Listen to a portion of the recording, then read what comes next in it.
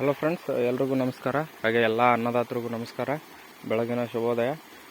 ನೋಡಿ, 25 ನಲ್ಲಿ ಪೈಪ್ಗಳನ್ನ ಇಟ್ಟಿದ್ದೀನಿ. 25 ನಲ್ಲಿ ಪೈಪು ಅಂದರೆ 1.5 ಗಂಟೆಯಲ್ಲಿ 25 ಸಾಲು ಕಬ್ಬಿನ ಸಾಲು ನೀರು ಹೋಗುತ್ತೆ. 25 ಸಾಲುಗಳು 1.5 ಗಂಟೆಯಲ್ಲಿ. ನಾವು ಮ್ಯಾನ್ಯಲ್ ಆಗಿ ಸಲಿಕೆ ಹಿಡ್ಕೊಂಡು ಬೋದು ಮಣ್ಣು ಏನಂತಾರೆ ನಾವು ಮಡಿ ಸಾಲು ತಿರುಗಿಕೊಂಡು ಮಾಡೋದಾದರೆ ಶ್ರಮ ಜಾಸ್ತಿ. ಮತ್ತು ಈ ಕಡೆ ನೀರು ಬಿಡೋಕೊಬ್ರು ಬೇಕು, ಆ ಕಡೆನೂ ಇದೆ, ಆ ಕಡೆಯಿಂದನೂ ನೀರು ಬಿಡ್ತೀವಿ. ಆ ಕಡೆ ನೀರು ಬಿಡೋಕೊಬ್ರು ಬೇಕು. 2 ಆಳು ಬೇಕು. ಈ 2 ಆಳಿನ ಕೆಲಸನೂ ಒಬ್ಬನೇ ಮಾಡ್ತಾಯಿದ್ದೀನಿ.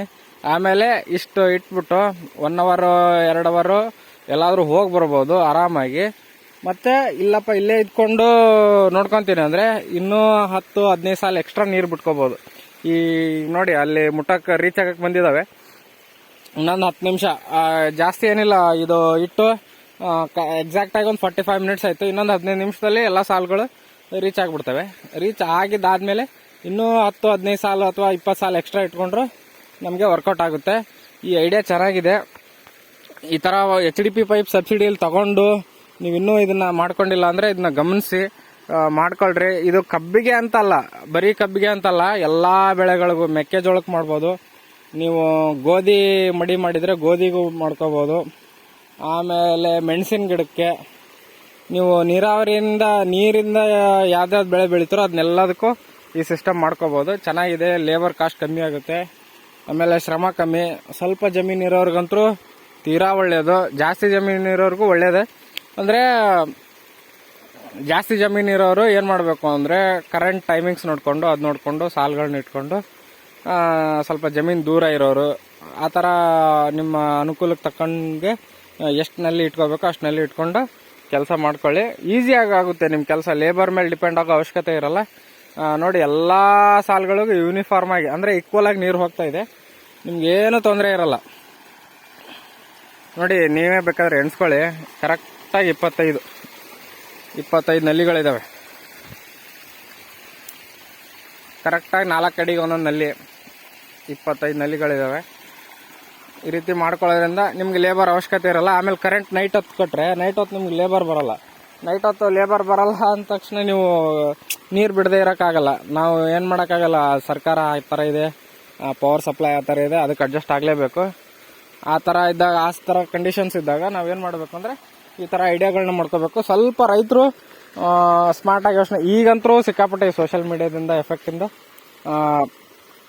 ಪ್ರಭಾವಿತರಾಗಿ ಚೆನ್ನಾಗಿ ರೈತರು ಇಂಪ್ರೂವ್ ಆಗ್ತಾ ಇದ್ದಾರೆ. ಒಂದೊಂದು ಹೊಸ ವಿಚಾರಗಳನ್ನ ಕಲಿತಾ ಇದ್ದಾರೆ. ಅಂಥದ್ರಲ್ಲಿ ಅಂಥ ವಿಚಾರಗಳಲ್ಲಿ ಇದು ಒಂದು. ಈ ಥರ ಪೈಪ್ಗಳಿದ್ದು ಇನ್ನೂ ಯಾರಾದರೂ ಮಾಡ್ಕೊಂಡಿಲ್ಲ ಅಂತಂದರೆ ಮಾಡ್ಕೊಳ್ಳಿ. ಜಮೀನು ದೂರ ಇರೋರಿಗೆ ಈ ಥರ ಹೆಲ್ಪ್ ಆಗುತ್ತೆ. ನಲ್ಲಿಗಳನ್ನ ಆನ್ ಇಟ್ಟು ಮೋಟ್ರನ್ನ ಆಟೋ ಇಟ್ಬಿಟ್ಟು ನೀವು ಹೋಗ್ಬಿಟ್ರೆ ನಿಮ್ಗೊಂದು 1 ದಿನ 2 ದಿನ ಟೈಮಿಂಗ್ಸ್ ಅಬ್ಸರ್ವ್ ಮಾಡಿ. ಒಂದು ಅರ್ಧ ಗಂಟೆಲಿ ಮುಟ್ಟುತ್ತೋ, 1 ಗಂಟೆಲಿ ಮುಟ್ಟುತ್ತೋ, 2 ಗಂಟೆ ಬೇಕು, ಇದನ್ನೆಲ್ಲ ನೋಡ್ಕೊಂಡ್ಬಿಟ್ಟು ಆಮೇಲೆ ಕಂಪಲ್ಸರಿ ಇದೊಂದು ಪಾಯಿಂಟ್ನ ನೋಟ್ ಮಾಡ್ಕೊಳ್ಳಿ. 10 HP ಮೋಟರ್ ಇದ್ರೆ ಮಿನಿಮಮ್ 20 ನಲ್ಲಿ ಇಡಬೇಕು. 7.5 HP ಮೋಟರ್ ಇದ್ರೆ ಮಿನಿಮಮ್ 15 ನಲ್ಲಿ ಇಡಬೇಕು. ಆಮೇಲೆ ಡಿಸ್ಟೆನ್ಸು ನಿಮ್ಮದು ಒಂದು ದಿವಸ ಮಾರ್ನಿಂಗ್ ಟೈಮಲ್ಲಿ ನೀವು ಟೈಮಿಂಗ್ಸ್ನ ಅಬ್ಸರ್ವ್ ಮಾಡಿಬಿಟ್ಟು ನಲ್ಲಿಗಳನ್ನ ಇಡ್ರಿ. ಇದಂತೂ ತುಂಬ ಹೆಲ್ಪ್ ಆಗಿದೆ. ನಾನು ಒಬ್ಬನೇ 2 ಕಡೆ ಮೇಂಟೈನ್ ಮಾಡ್ತಾ ಇದ್ದೀನಿ. ಈಗ ಈ ಕಡೆ ಬೆಳಗ್ಗೆ ಬಂದು ಆನ್ ಮಾಡಿದೆ ಕರೆಕ್ಟಾಗಿ 7 ಗಂಟೆ. ಈಗ 7:45, ಪೌಣೆ 7:15. ನಾವು ಉತ್ತರ ಕರ್ನಾಟಕದವ್ರು ಪೌಣೆ 7 ಅಂತೀವಿ. 7 ಗಂಟೆಗೆ ಆನ್ ಮಾಡಿದೆ. 45 ನಿಮಿಷದಲ್ಲಿ ಅಂದರೆ 1 ಅವರ್ ಮ್ಯಾಕ್ಸಿಮಮ್. ನಾನು 2 ಅವರ್ ತಗೊಳುತ್ತೆ ಅಂತ ಮಾಡಿದ್ದೆ. ನೈಟೇ ಆನ್ ಇಟ್ಟು ಹೋಗ್ಬೇಕು ಅಂತ ಅಂದ್ಕೊಂಡಿದ್ದೆ. ನೈಟ್ ಆನ್ ಇಟ್ಟರೆ ಏನಾಗುತ್ತೆ, ಜಾಸ್ತಿ ನೀರು ತುಂಬ್ಕೊಂಡ್ಬಿಟ್ಟು, ನಾನು ಹೇಳಿದ್ನಲ್ಲ ಹಳೆ ವಿಡಿಯೋದಲ್ಲಿ ಮಾಡಿದ್ದೆ ನೋಡಿ, ಜಾಸ್ತಿ ನೀರು ನಿಂತ್ಕೊಂಡ್ಬಿಟ್ರೆ ಕಬ್ಬೆರ್ದಂಗಾಗಿ ಬೀಜಗಳೆಲ್ಲ ಕಬ್ಬೆರ್ದಂಗಾಗಿ ನಾಟೋದೇ ಇಲ್ಲ. ಅದೊಂದು ದೊಡ್ಡ ಸಮಸ್ಯೆ. ಅದಕ್ಕೆ ಏನು ಪರಿಹಾರ ಅಂತ ಅದ್ರೂ ಇನ್ನೊಂದು ವಿಡಿಯೋ ಮಾಡಿ ಹಾಕ್ತೀನಿ ನಿಮಗೆ. ಇದು ಮಾತ್ರ ಕರೆಕ್ಟಾಗಿ ಅಬ್ಸರ್ವ್ ಮಾಡ್ಕೊಳ್ರಿ. ಈ ಥರ HDP ಪೈಪ್ಗಳು ನಿಮ್ಮ ಸಬ್ಸಿಡಿಯಲ್ಲಿ ಬಂದಿರೋ ಪೈಪ್ಗಳಿದ್ರೆ ಆ ನಲ್ಲಿಗಳಿಗೇನು ಜಾಸ್ತಿ ಬೀಳಲ್ಲ. 15-20 ರೂಪಾಯಿಗೆ ಒಂದು ನಲ್ಲಿ.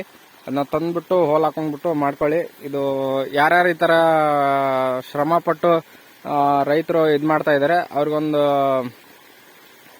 ಅಂಥವ್ರಿಗೆ ಈ ವಿಡಿಯೋನ ಶೇರ್ ಮಾಡಿ, ಮತ್ತು ನಮ್ಮ ಚಾನಲ್ನ ಸಬ್ಸ್ಕ್ರೈಬ್ ಮಾಡಿ. ಅಂಥವ್ರಿಗೆ ಶೇರ್ ಮಾಡೋದ್ರಿಂದ ಅವ್ರಿಗೂ ಲೇಬರ್ ಕಾಸ್ಟ್ ಉಳಿಲಿ.